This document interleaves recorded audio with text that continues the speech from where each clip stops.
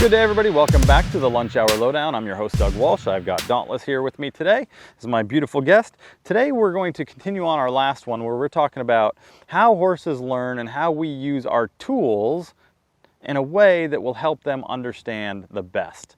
So we talk about how horses learn. Well, horses learn in a backwards thought process. So if you think about it, when a horse is in a field and they're going to go after another horse, the first thing that leader will do is that horse that's up on the totem pole will do is they'll pin their ears, they'll make a mean face, and if the horse doesn't move when they pin their ears, then they'll make the mean face, and then they'll go after that horse. And when they go after that horse, then the horse moves, right? So then the next time, that horse is just going to pin his ears and make the mean face, and that other horse is going to move. And then they'll get to the point where they just pin the ears and that horse will move.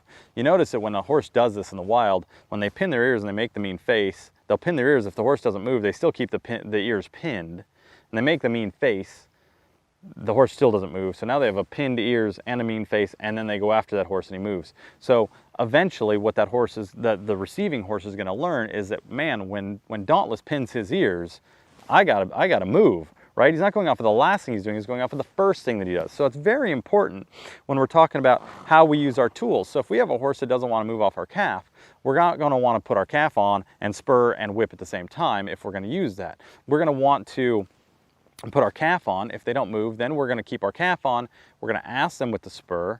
If they don't move, then we're going to have our calf ass with the spur and then maybe tap them with the whip, and then they move.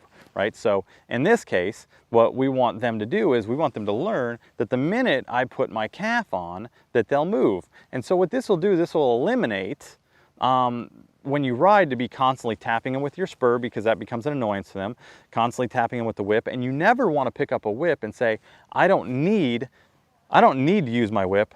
All I have to do is carry it. My horse will be afraid of it. So when you do that, it means your horse has fear. They're afraid of that. We never want our horses to be afraid of us, ever.